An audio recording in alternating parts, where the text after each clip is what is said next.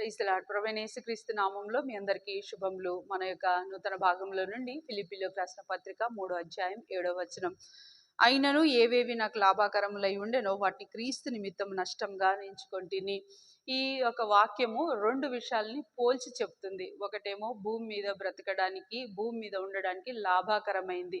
ఇంకోటి క్రీస్తుని సంపాదించుకొనుటకు ఇవన్నీ ఒక ఎత్తు వరకు వస్తే అది కేవలము అతను నష్టంగానే ఎంచుకుంటున్నాడు.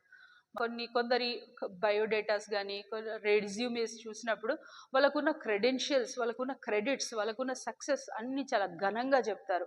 ఈ మాటలు రాసిన అతనికి ఇవన్నీ ఉన్నాయి, కానీ ఆయన ఒకటే మాట అంటున్నాడు, ఇవన్నీ నేను క్రీస్తు నిమిత్తం నష్టంగా ఎంచుకుంటున్నాను. ఒక భక్తుడు ఉండేవాడు. ఆ భక్తుడు ఒక పెద్ద డాక్టర్. ఇంగ్లాండ్ దేశంలో తను డాక్టరీ చేశాడు. యవ్వనస్తుడు.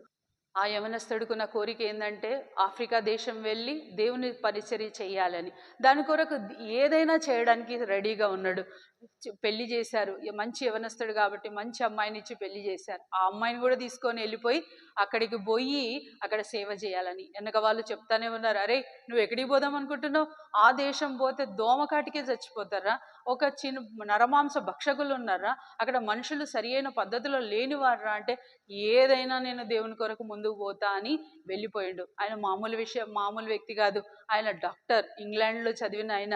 అవన్నీ పక్కన పెట్టి ఒక గుంపుతో, ఒక 10 మంది తన యొక్క స్నేహితులతో కలిసి ఆఫ్రికా దేశంలో ఆ యొక్క అడవులలో అక్కడ సేవ చేయడానికి వెళ్ళిండు. స్నేహితులు తనతో 10 మంది ఉన్నారు కాబట్టి 9 మంది పడుకుంటే ఒకరు కస్తీ ఉండాలి, అంటే కాపలా ఉండాలి. ఆ సమయంలో ఎక్కడి నుంచి వచ్చిందో ఆ రోజు ఈ అబ్బాయే కాపలా ఉన్నాడు.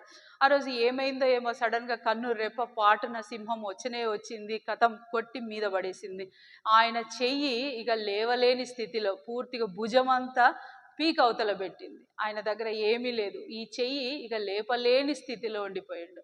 కొంచెం ఇంకా ముందుకు పోయినా అయినా కూడా వెనక నుంచి చెప్తానే ఉన్నారు, అరే ఇక నువ్వు అక్కడ నిలబడలేవు, వెనుకకి రా అంటే, లేదు నేను ముందుకు పోవలసిందే, నేను ప్రభు నిమిత్తం వచ్చాను, ఇక నేను వెనకకు తిరగను అని ఉన్నాడు.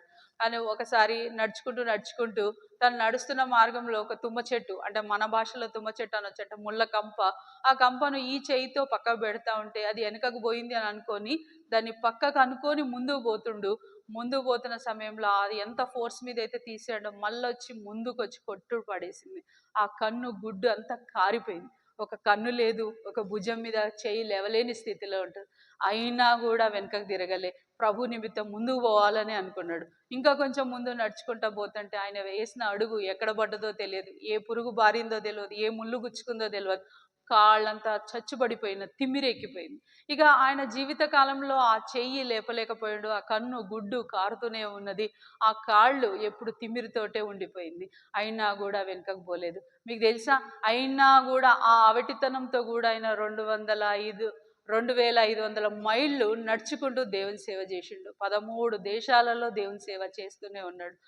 ఆయన దేశస్తులు వచ్చి ఆయన చనిపోయినప్పుడు ఆయన మోసుకొని వెళ్ళేటప్పుడు ఆ ప్రజలు ఏమన్నారో తెలుసా, ఈయన ప్రేమను మేము రుచి చూసాం, ఈయన గుండె గొప్పది, మా దగ్గరకు వచ్చి సేవ చేసే అంత గుండె ఉంది కాబట్టి ఆయన కిందికి దించి ఆయన గుండెను మా దేశంలో పాతి పెట్టండి, చాలు, మిమ్మల్ని బాధ పెట్టడం మాకు ఇష్టం లేదు అని చెప్పి ఆ చచ్చిపోయిన శవంలో ఉన్న గుండెని తీసి ఆ ప్రాంతంలో పాతి పెట్టి వాళ్ళు తీసుకెళ్ళిపోయారు. ఆ భక్తుల చరిత్ర మన ముందుంది. వాళ్ళు క్రీస్తు నిమిత్తం సమస్తం నష్టంగా ఎంచుకున్నారు. మన జీవితంలో మనం ఏమీ చేయడానికి కూడా మన దగ్గర ఏం లేదు. మనం ఆ కంఫర్ట్ జోన్ నుంచే బయటికి రావడం ఇష్టపడట్లేదు. ఒక గంట సమయం దేవుని కొరకు ఇవ్వడానికే ఇష్టపడట్లేదు. ఒక గంట ముందుకు పోయి ఆ ప్రజలు ఎవరైతే నష్టపోతున్నారో మన మధ్యలో ఉన్న వాళ్ళు, కనీసం మన రక్త సంబంధికులకు కూడా దేవుని గురించి చెప్పడానికే మనం ఇష్టపడట్లేదు. రండి, ఒకవేళ ఇట్లాంటి స్థితిలో ఉంటే ప్రతి దినం ఒక గంట నీ గురి, నీ ప్రణాళిక ఏదైనప్పటికీ నేను ప్రభు నిమిత్తం ఉన్నాను, నేను ప్రభు నిమిత్తమే బ్రతికి ఉన్నానని వచ్చి దేవుని పని చేద్దాం. రండి, ప్రార్థన చేసుకుందాం. ప్రియమైన తండ్రి యేసు ప్రభు ఘనమైన నామంలో మాకంటే ముందు భక్తులు అనేకులు వారి యొక్క జీవితాలను ధారపోసి వారికి ఉన్న క్రెడిట్సే కానీ, వారికి ఉన్న సక్సెస్సే కానీ ప్రతిదీ నష్టంగా ఎంచుకొని నిన్ను సంపాదించుకున్నటకు వాళ్ళు ముందు పరిగెత్తారు. మాకు కూడా అటువంటి ఆత్మను దయచేయండి. పిరికితనంతో దేవా కంఫర్ట్ జోన్ నుంచే బయటికి రాలేని స్థితిలో ఉంటున్నాం. దయతో కరుణించి మేము కూడా నీ కొరకు ప్రయాసపడటకు మాకు సహాయం దయచేసి తరుణం దయచేయమని ప్రార్థిస్తూ యేసుక్రీస్తు నామంలో ప్రార్థిస్తున్నాం తండ్రి. ఆమేన్.